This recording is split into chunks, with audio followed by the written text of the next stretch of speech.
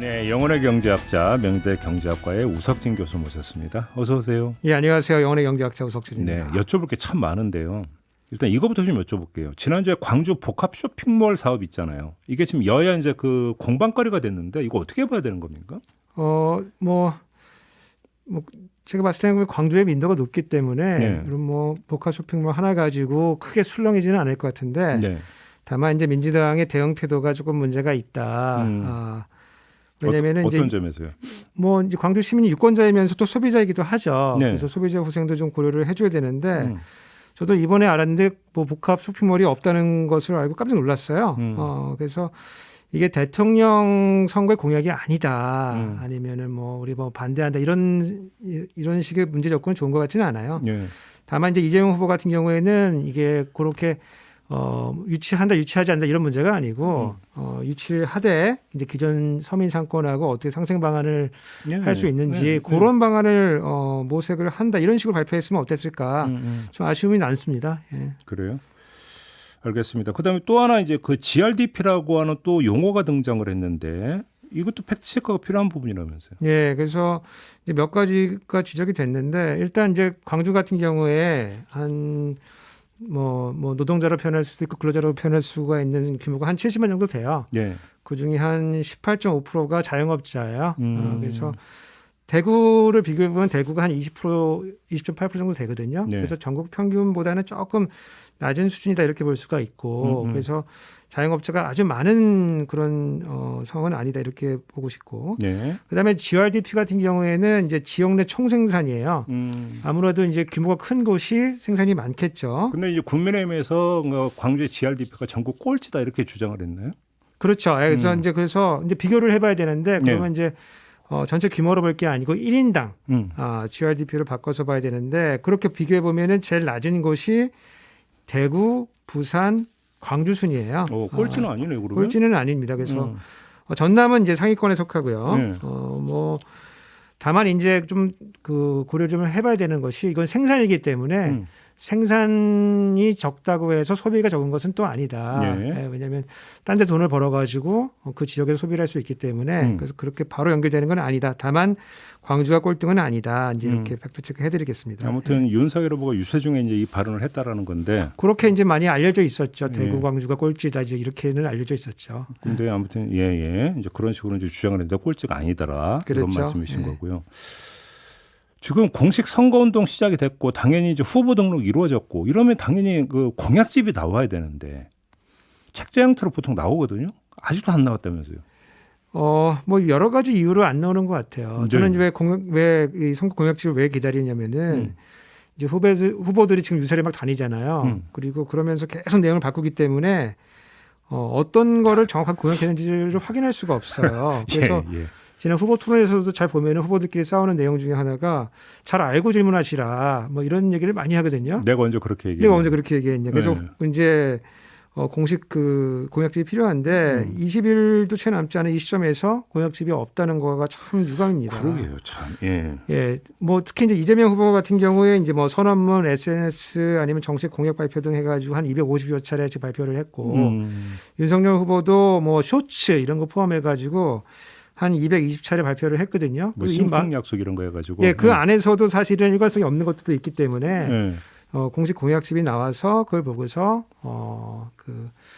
이제 뭐 시민들이 잘 판단할 수 있게 이렇게 해줘야 된다. 그러니까. 그래서 이제 시민단체 같은 경우는 그 캠프에 문의를 하면 답변 안 해주는 경우도 있다면. 그렇죠. 이제 공약집이 안 나오고 공약집이 나오더라도 포함되지 않는 이슈들이 있기 때문에 여러 다양한 단체들이나 언론사에서 후보들한테 이제 질문지를 만들어 가지고 그런 이슈에 대해서 어떻게 생각하느냐 이제 이런 거를 물어보는데 예컨대 이제 뭐 언론사에서 대선 후보들에게 교육 정책에 대해서 물어봤어요. 예컨대 뭐 어린이집하고 유치원의 유보 통합 문제, 그다음에 방과 후 돌보면 어떻게 할 거냐, 수월성 교육 어떻게 할 거냐 이런 것도 물어봤는데 대부분의 캠프에서 뭐 찬성한다, 반대한다, 우리 검토 중이다, 뭐 이런 답변을 줬는데. 윤석열 캠프에서는 답변을 거부한 것들이 많아요. 그리고 나중에 논란이 되니까 추후에 답변한 건데 예전에 이제 윤석열 그 후보가 어디 뭐 기자회견 할 때 뭐 옆에서 누가 나와서 잡합니다 답변하지 마세요. 이런 얘기를 한 적이 있었거든요. 예. 초기에 그런 적이 있었죠. 예, 그래서 아마 그런 분위기가 있는 거 아닌가? 그런 생각이 좀 들었습니다. 예. 아니 이건 답변 불가 이러면 안 되는 문제잖아요. 사실은 국민한테 그렇죠. 오히려 보고를 하고 그렇죠. 알려야 되는 내용인데. 그렇죠. 예. 이거 안 돼 뭐 잘 모르면 모른다고 하는 것이 낫고 네. 그 어떤 이슈에 대해서 내가 어떤 스탠스를 취하고 있는지 알려줘야죠. 예. 알겠습니다. 아무튼 근데 지금 한국 매니페스토 실천본부라고 하는 그 단체가 있어요. 여기서 이제 그러니까 그 각 캠프의 요청에서 답변서를 받았던데 이제 공약 여기에 이제 들어가는 예상 규모 이거 이제 큰 틀에서 이제 그 정리한 게 있다면서요. 그렇죠. 이제 그 한국 매니페스토 실천 본부에서 이제 공약하고 공약 가계부에 대해서 질문을 했어요. 그래서 받았는데 이재명 후보는 한 300조 정도 내가 공약에 쓰겠다. 그다음에 윤석열 후보는 266조. 예. 그 심상정 같은 경우는 120조, 안철수 후보는 한 뭐 40조 정도 이렇게 얘기를 했는데 제가 한 두 가지 점에서 약간 좀 놀랐어요. 네. 이재명 후보 공약이 300조라고 했는데 이것밖에 돈이 안 되나? 예, 이런 생각이 들었어요. 아 그래요? 예, 아니 기본소득 만약에 주게 되면은 100만 원씩만 줘도 뭐 연간 50조는 들어가고 거기다가 뭐 디지털 혁신 이런 거 한다고 하고 100조 이상 쓰게 되면은 연간 60조, 7조는 넘게 드는데 그럼 5년 하면 300조 훨씬 넘어가거든요.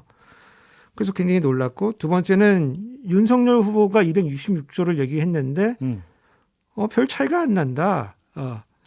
이재명 후보하고 예, 후보가 왜냐면은 이제 굉장히 뭔가 좀 작은 정부를 지향할 것처럼 얘기를 했었는데 그거 쓰고 나면은 뭐 이재명 후보하고 별 차이 안 나는 거 아니냐?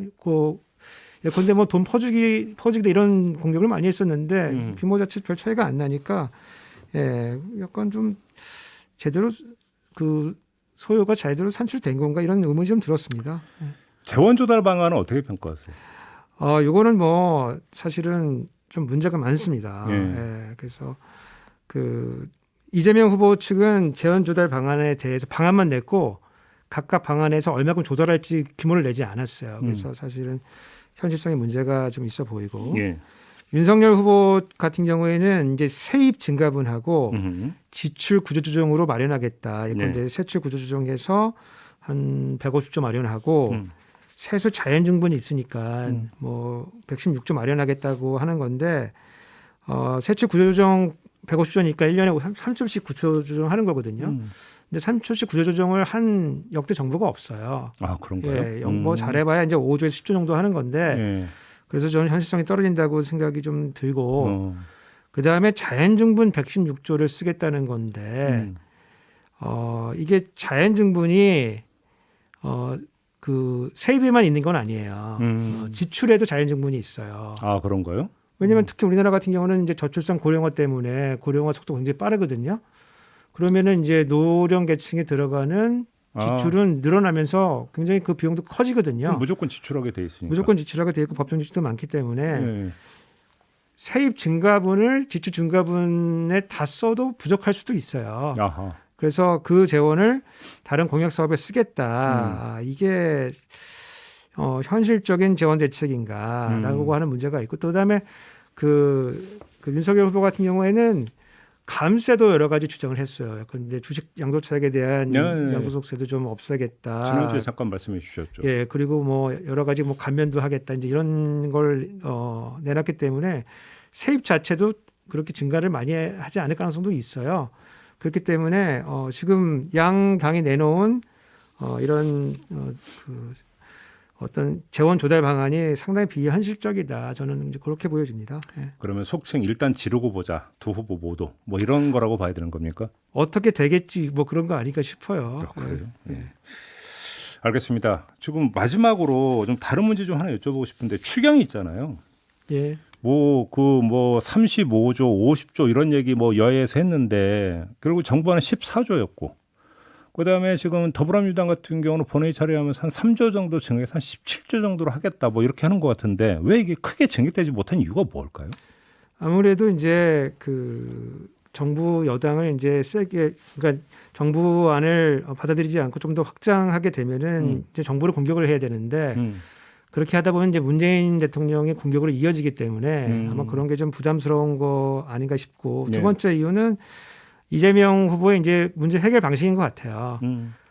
전부가 아니더라도 일부 진전을 낼 수가 있으면은 일단 해결하고 그 다음 이제 수를 보자. 요게 일단 확보할 수 있는 거 먼저 확보해 놓고 예, 그런 문제 접근 방법이라고 보고 받고 따볼 뭐 이렇게 되는 겁니까? 그렇죠. 다만 이제 긴급 이제 재정 명령을 하겠다 이제 이렇게 얘기를 했는데 요게 이제 요건이 사실은 생각보다 조금 까다로워요. 그래서 예컨대 이제 국회 소집을 기다릴 여유가 없을 때 할 수가 있는 거고 하고 나서도 국회 보고해서 승인을 얻어야 되거든요. 네. 그럼 과연 만약에 선거 이기고 나서 긴급재정경제 명령을 발동할 수 있는 요건이 되겠느냐. 이게 문제가 되고 아마 야당이 뭐 권한쟁의 심판이나 아니면 헌재로 가져가서 긴급재정명령권 발동할 경우에 뭐 아니면 뭐 가처분 신청을 하든가 해가지고 뭐 원하는 대로 지정 안 될 수도 있다. 근데 이거는 이제 이제 대선 지난 다음 일이니까 그렇죠. 그럼 나중에 하여간 좀 짚어봐야 될 것 같은데 요번에 하여간 뭐 증액이 된다로 한 3조 정도 증액해서 한 17조 정도 규모가 전부다. 예, 그렇습니다. 이렇게 봐야 될 것 같습니다. 알겠습니다. 이렇게 정리를 하죠. 명지대 우석진 교수와 함께했습니다. 고맙습니다. 감사합니다.